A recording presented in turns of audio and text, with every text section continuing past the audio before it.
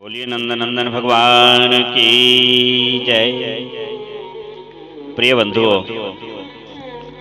आप सभी का मंगल हो। भगवान देवादिदेव महादेव जी के पुत्र कार्तिकेय जी महाराज ने एक बार एक घटनाक्रम को देख करके और अत्यंत आश्चर्य से विस्मित होकर के अपने पूज्य पिताजी देवादिदेव महादेव जी से एक प्रश्न पूछा। हे पिता श्रेष्ठ, मेरी कुछ जिज्ञासा है। जिस समय कार्तिकेय को देखा, भगवान महादेव ने परिक्रमा करके साष्टांग दंडवत करते हुए कार्तिकेय को उठा करके हृदय से लगाया और पूछा कि बस पूछो, तुम्हारे मन में कौन से प्रश्न है, मैं अवश्य उनके उत्तर आपको दूंगा। तब कार्तिकेय जी कहने लगे कि हे पितृ श्रेष्ठ, मैं आपसे यह जानना चाहता हूं कि प्रेत अवस्था बड़ी ही कष्टदायी है, पर हे भगवान, पितृ किस अपराध से, किस पाप से बनते हैं? आप कृपा करके मुझसे कहें, मेरी बड़ी प्रबल इच्छा है। तब भगवान महादेव अत्यंत प्रसन्न होकर के कहने लगे कि हे कार्तिकेय, जो झूठी गवाही देते हैं तथा जो दूसरों का अकारण ही वध कर देते हैं या थोड़े से लोभ के कारण वध कर देते हैं अथवा करवा देते हैं और फिर बंधन में पड़कर जो मृत्यु को प्राप्त होते हैं, वे नरक में पड़े हुए जीव ही प्रेत बनते हैं। जो ब्राह्मणों में दोष ढूंढते रहते हैं,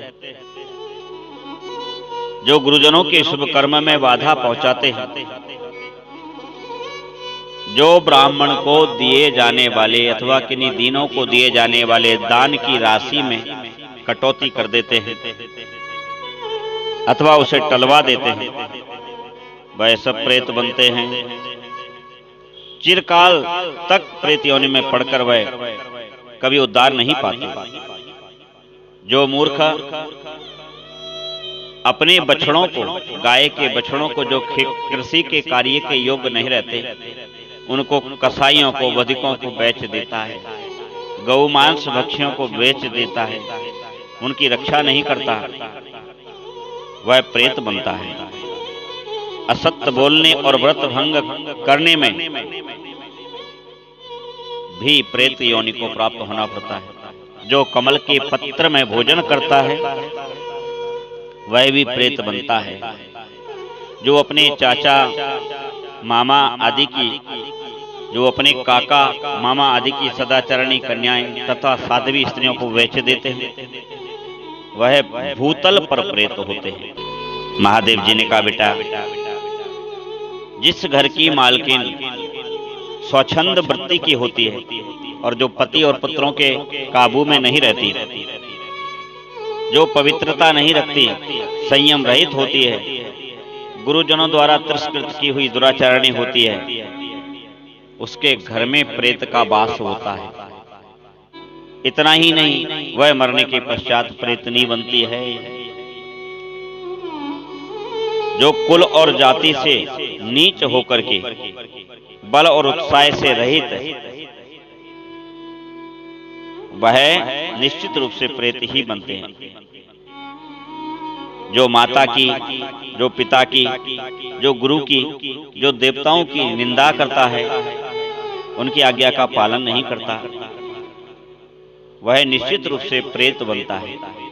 पाखंडी और वाम मार्गी है, वह भी प्रेत ही बनते हैं। जो गले में फांसी लगा करके अथवा पानी में डूबकर अथवा किसी शस्त्र से अथवा कोई विष खा करके आत्मघात कर लेते हैं, वह प्रेत होने के पश्चात इस लोक में चांडाल आदि योनियों को भोगा करते हैं।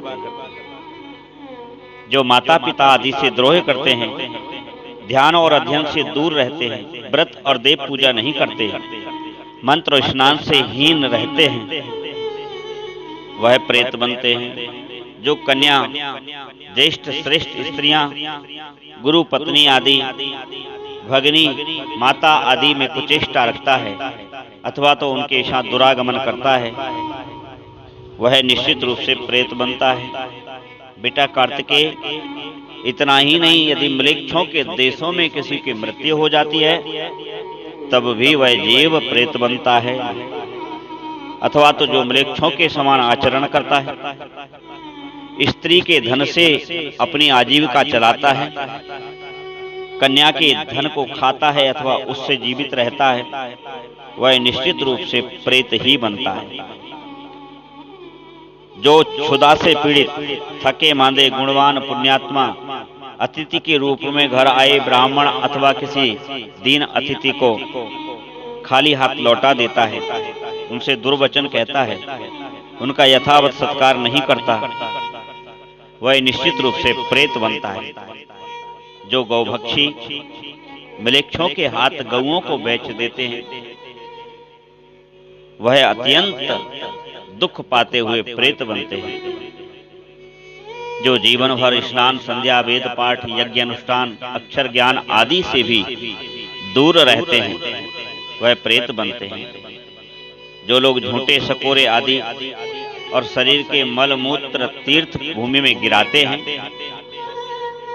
वह भी निसंदेह प्रेत होते हैं। जो स्त्रियां पति का परित्याग करके दूसरे पुरुषों के साथ रमण करती हैं, वे चिरकाल तक प्रेत लोक में निवास करने के पश्चात चांडाल योनि में जन्म लेती हैं। जो विषम और इंद्रियों से मोहित होकर पति को धोखा देकर स्वयं मिठाइयां खाती उड़ाती हैं, वे पापाचारणी स्त्रियां चिरकाल तक इस पृथ्वी पर प्रेत होती हैं। जो मनुष्य बलपूर्वक दूसरे की वस्तुएं लेकर उन्हें अपने अधिकार में कर लेते हैं और अतिथियों का अनादर करते हैं, वे प्रेत होकर के नरक में पड़े रहते हैं। कार्तिकेय जी हाथ जोड़ करके कहने लगे कि हे पिता श्रेष्ठ, मैं प्रेत योनियां और उनके कारण तो जान गया, किंतु हे दयानिधे, क्या ऐसा भी कोई कारण है कि जिसके करने से प्रेतों का भी उद्धार हो जावे?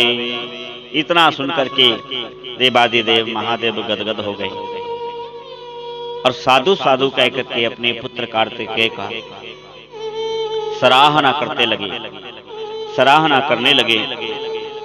और तत्पश्चात उन्होंने कहा कि हे पुत्र, प्रेत योनियों के लिए, चांडाल योनियों के लिए, मनुष्यों के लिए और देवताओं के लिए अत्यंत दुर्लभ चीज 3 हैं। रुद्राक्ष, जो रुद्राक्ष धारण करता है, रुद्राक्ष की माला से जप करता है, वह प्रेत योनि में नहीं पड़ता। और जो आंवले के रस से स्नान करता है, आंवले का पान करता है, आंवले का सेवन करता है, वह कभी प्रेत योनि में नहीं पड़ता। तब कार्तिकेय अपने पिता श्रेष्ठ महादेव जी से कहने लगे कि हे प्रभु, मैंने अभी अभी एक दृश्य देखा। एक चांडाल आंवले के वृक्ष पर ऊपर चढ़ करके भूख से पीड़ित होकर के पके हुए आंवले के फल खा रहा था कि अचानक एक डाली गिरी और नीचे गिरते ही उसके प्राण निकल गए।